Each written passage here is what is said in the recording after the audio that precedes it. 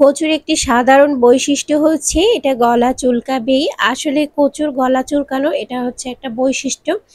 কিন্তু এই গলা চুলকানোটা কিন্তু যদি রান্নায় একটু ভিন্নতা আনা যায় তাহলে কিন্তু একদমই কমিয়ে আনা যায় বা একদমই চুলকানোর সম্ভাবনা থাকে না। সেজন্য প্রথমে গরম পানিতে কচুগুলোকে কেটে দিয়ে দিচ্ছি আর লবণ দিচ্ছি আর ১ স্লাইস লেবুর রস দিয়ে দিচ্ছি। এখন ভালোভাবে জাল করে নিচ্ছি আর এতে করে কচুর গলা চুলকানোর সম্ভাবনা একদমই থাকবে না। আর রান্না করলে টেস্টটাও অনেকটা বেটার আসবে। অনেক সময় দেখা যায় অনেক কচুতে গলা চুলকায়, আবার কিছু কচু আছে এমন যেটা গলা চুলকায় না, তো বোঝার তো আসলে কোনো সাধ্য নেই। এই জন্য রান্নার সময় এই টিপসগুলো অবশ্যই ফলো করতে পারেন, যাতে করে কচুর রান্নাটা অনেক দারুণ হবে আর গলা চুলকানোর সম্ভাবনা একদমই থাকবে না।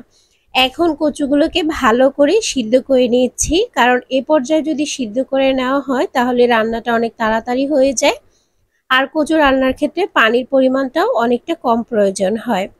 আর এই কচুগুলো কিন্তু সিদ্ধ হতে একটু সময় লাগে। আর বিভিন্ন রকম কচু আসলে বাজারে পাওয়া যায়।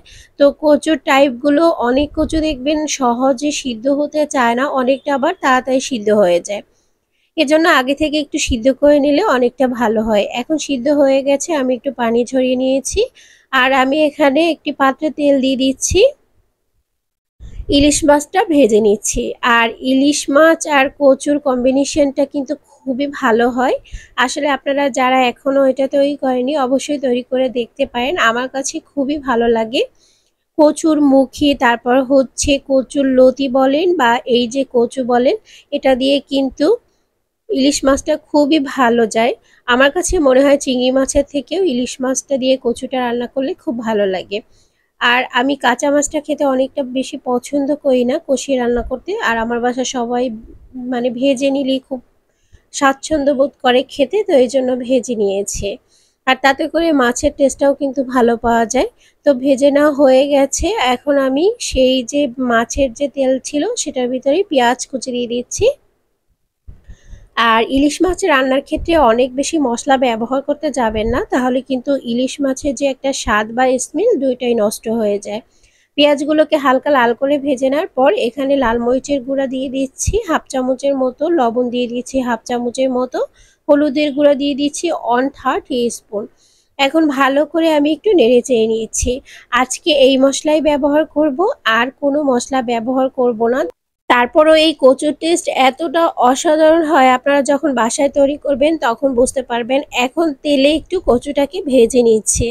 আর কচু রান্না করার আর একটা টিপস হচ্ছে এই যে মশলা কষানোর সময় এখন পানি দেওয়া যাবে না, তেলে কচুটা একটু ভালোভাবে ভেজে নিতে হবে। কিছুক্ষণ ভেজে নিয়ে কষিয়ে নিতে হবে, ঢাকনা দিয়ে ঢেকে রেখে দেওয়ার পর দেখছেন তেলগুলো ছেড়ে দিয়েছে। আর এ পর্যায়ে নেড়ে চেড়ে ফুটন্ত গরম পানি দিতে হবে। কচুতে ঠান্ডা পানি কখনোই দিতে যাবেন না, তাহলে এর ভিতর থেকে গলা চুলকানোর ভাবটা অনেকটা বেড়ে যায়। সবসময় যদি ফুটন্ত গরম পানি দেন তাহলে গলা চুলকানোর সম্ভাবনা কোনোভাবেই থাকে না। আর রান্নাটাও তাড়াতাড়ি হয়ে যায়, রান্নার পানসে ভাবটাও চলে যায় আর খেতে দারুণ হয়। সামান্য পরিমাণ পানি দিয়ে দিচ্ছি আমি, এটা আর একটু সিদ্ধ হতে যতটা সময় লাগে, কারণ আমি 80% এর মতো সিদ্ধ করে নিয়েছিলাম। আর 20% এখানেই সিদ্ধ হয়ে যাবে, কারণ মশলাগুলো মাছের ভিতরেও যাতে যায় সেজন্য আমি এখানে পানি দিয়ে দিচ্ছি। ভেজে রাখা মাছগুলো দিয়ে দিচ্ছি, যেহেতু গরম পানি দিয়ে দিয়েছি পানিটা কিন্তু তাড়াতাড়ি ফুটে উঠেছে। ঢাকনা দিয়ে এখন রান্না করে নিচ্ছি 10 মিনিটের মতো। আর 10 মিনিট পর রান্নাটা একদমই হয়ে গেছে। আর এরকম মাখা মাখা খেতে কিন্তু এই কচু দিয়ে ইলিশ মাছটা খুবই ভালো লাগে। কেমন লেগেছে আজকের রেসিপি অবশ্যই কমেন্ট সেকশনে জানাবেন। ভালো লাগলে লাইক শেয়ার কমেন্ট করবেন। ফেসবুক থেকে দেখলে পেজটি ফলো দিয়ে রাখতে পারেন, ইউটিউব থেকে দেখলে চ্যানেলটি সাবস্ক্রাইব করতে পারেন। আজকের রেসিপি এই পর্যন্তই। নেক্সট রেসিপি দেখার আমন্ত্রণ জানিয়ে আল্লাহ হাফেজ।